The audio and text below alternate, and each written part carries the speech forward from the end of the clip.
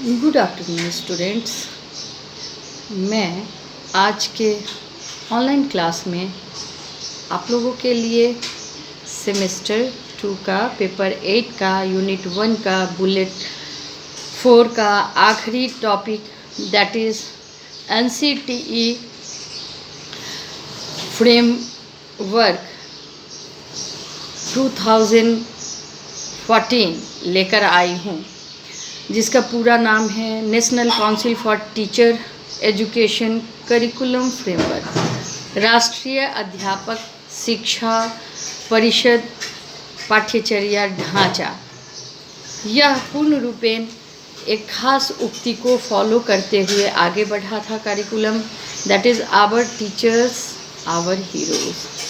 जब शिक्षक दुरुस्त होंगे, शिक्षक सक्षम होंगे, तो निश्चित तौर पर वह बालकों को भी पूर्ण रूपेण शिक्षित करेगा और जिसका असर संपूर्ण भारतवर्ष में देखने को मिलेगा और हमारा संपूर्ण भारतवर्ष सुशिक्षित होगा। तो हम लोग चलते हैं NCTE की ओर, जिसे हम राष्ट्रीय अध्यापक शिक्षा परिषद या राष्ट्रीय शिक्षक शिक्षा परिषद के नाम से भी जानते हैं। इसकी स्थापना एक सावधिक निकाय के रूप में NCTE अधिनियम 1993 के अधीन 73वां संशोधन के पश्चात राष्ट्रीय अध्यापक शिक्षा परिषद 17 अगस्त 1995 17 अगस्त 1995 को हुई थी, जिसका मेन ऑब्जेक्टिव था पहला कि संपूर्ण भारत में अध्यापक शिक्षा प्रणाली का नियोजित और समन्वित विकास डेवलपमेंट करना। उसके बाद अध्यापक शिक्षा प्रणाली में मानदंडों एवं मानकों का विनिमयन तथा उन्हें समुचित रूप से बनाए रखना। दैट मीन्स कि रूल्स एंड रेगुलेशंस जो है वह उसको समुचित रूप से बना कर रखना, उसे फॉलो करना। जिसका मुख्यालय है NCTE का मुख्यालय है न्यू दिल्ली और वर्तमान में इसके चेयरमैन हैं संतोष पांडा। इसका प्रमुख 4 क्षेत्रीय कार्यालय रीजनल ऑफिस भी है, उत्तरीय जयपुर में, दक्षिणी बेंगलुरु में, पूर्वी भुवनेश्वर में एवं पश्चिमी भोपाल में। अब इसके ऑर्गेनाइजेशनल स्ट्रक्चर की बात मैं बताती हूँ। इसमें 2 तरह के सदस्य मेंबर्स कार्यरत होते हैं।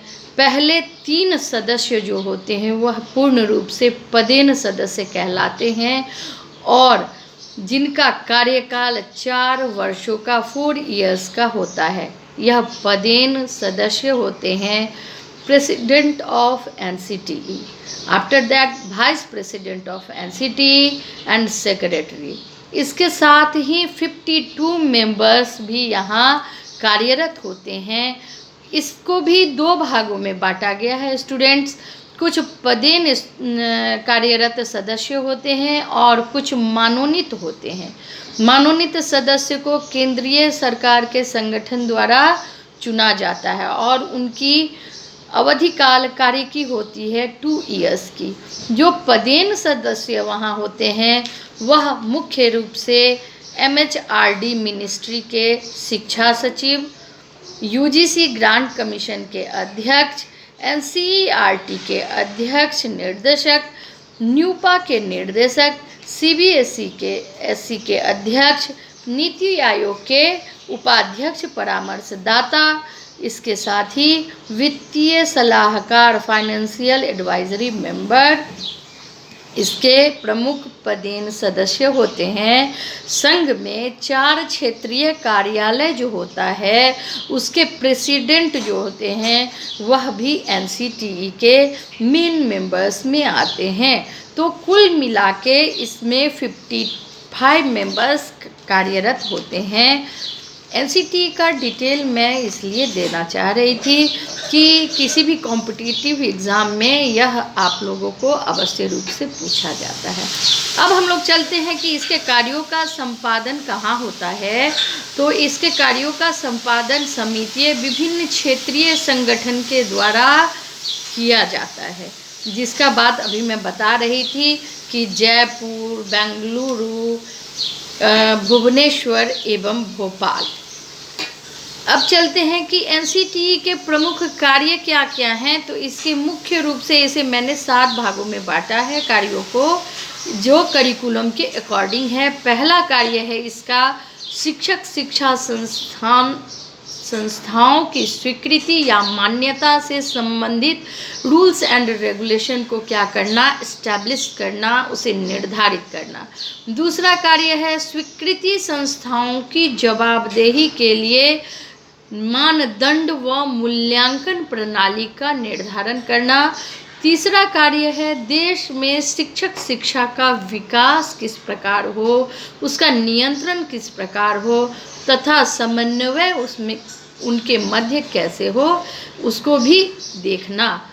उसका अगला कार्य है इसका कि शिक्षकों की नियुक्ति, उनकी योग्यता, उनके लिए बच्चों के लिए ट्यूशन फी का निर्धारण आदि का मार्गदर्शन यह करते हैं।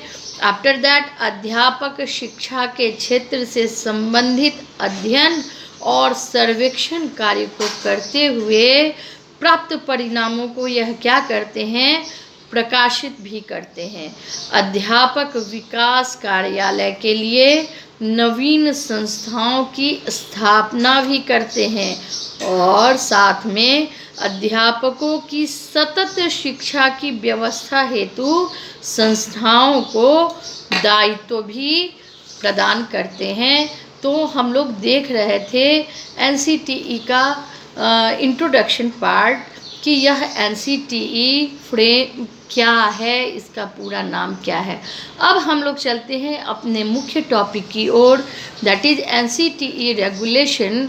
एनसीटीई करिकुलम फ्रेमवर्क 2014 राष्ट्रीय पाठ्यचर्या ढांचा क्या दिया था राष्ट्रीय अध्यापक शिक्षा परिषद ने 2014 में। शिक्षक पाठ्यक्रम में गुणवत्ता लाने के उद्देश्य से यह पाठ्यक्रम का क्या पुनरावलोकन, रिकंस्ट्रक्शन, रिडिज़ाइन कहते हैं, किया गया था। स्टूडेंट्स, वी नो दैट किसी भी देश की बुनियाद वहाँ की शिक्षा व्यवस्था, एजुकेशन सिस्टम तथा अध्यापकों, टीचर्स के ऊपर निर्भर करती है। वस्तुतः टीचर्स ही मार्गदर्शक एवं पथ प्रदर्शक होते हैं स्टूडेंट्स के। तो इसी उद्देश्य से 2014 करिकुलम फ्रेम स्ट्रक्चर अपने देश की शिक्षक प्रशिक्षण पाठ्यचर्या, टीचर्स ट्रेनिंग करिकुलम को सुव्यवस्थित करने के उद्देश्य से गढ़ा गया था, बनाया गया था। नियम परिनियम निकाले गए थे जिसमें जेबीटी, बीएड, एमएड की ट्रेनिंग पीरियड का कम अवधि उससे पूर्व होने के कारण कम अवधि का वह ट्रेनिंग दिया जाता था। निष्कर्षतः टीचर पूर्ण रूपेण व्यावहारिक तौर पर ट्रेंड नहीं हो पाते थे। ट्रेनी टीचर्स का अधिकतर समय कोर्स ऑफ स्टडी को पूरा करने में ही निकल जाता था। उन्हें प्रैक्टिकल, जिसे इंटर्नशिप कहा जाता है, जो या तो विद्यालय में कुछ दिनों तक के लिए हम लोग माइक्रो टीचिंग के जरिए और थोड़ा सा प्रैक्टिस करवाते हैं अपने कॉलेजेस में, और उसके बाद उन्हें भेजते हैं।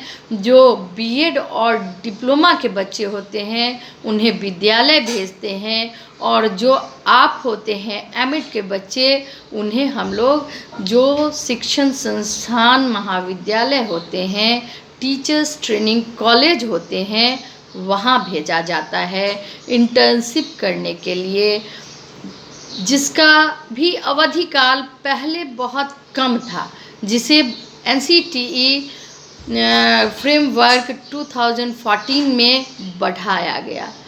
सशक्त अध्यापकों की कमी महसूस हो रही थी उससे पहले, और यह देखा जा रहा था कि जो टीचर्स थे वह मनोवैज्ञानिक तौर पे बच्चे से जुड़ नहीं पाते थे और बच्चों के मन स्थिति को जान नहीं पाते थे, उन्हें पूर्ण रूपेण सामाजिक बना भी नहीं पाते थे, और इसी उद्देश्य से यह फ्रेम स्ट्रक्चर बनाया गया।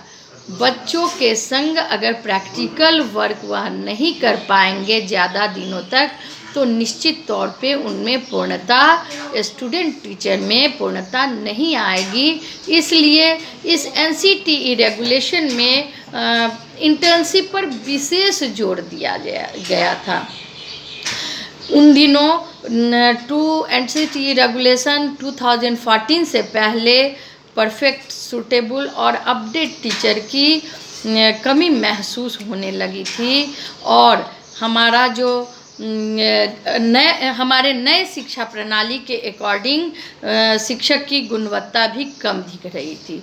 दूसरा, हमारी शिक्षा व्यवस्था की महत्वपूर्ण बुनियाद स्कूली शिक्षा पर क्या हुआ, इसका असर पूर्ण रूपेण दिखने लगा, और देश में शिक्षा प्रणाली पर पड़ने वाला दुष्प्रभाव भी यहाँ महसूस किया जाने लगा और दिखने लगा था, बेहतर शिक्षकों की कमी के कारण।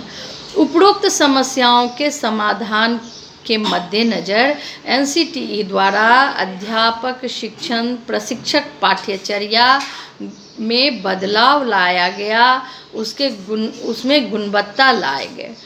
दूसरा, वर्तमान क्लास की आवश्यकताओं की पूर्ति हेतु क्या क्या किया जाए, इस पे भी विचार किया गया। तीसरा, प्रैक्टिकल तौर पर इंटर्नशिप पर ज़्यादा तवज्जो बल दिया गया। इसके साथ ही पूर्ण अनुभवी परिपक्व ट्रेंड टीचर्स तैयार करने के उद्देश्य से NCTE 2014 करिकुलम रेगुलेशन, जो कि ट्रेनी टीचर्स के लिए था, को रीडिज़ाइन किया गया, उसमें परिवर्तन लाए गए। डियर स्टूडेंट्स, हम लोग नेक्स्ट क्लास में देखेंगे कि करिकुलम में क्या क्या परिवर्तन लाए गए, उसके पॉइंट्स क्या क्या थे। Thank you.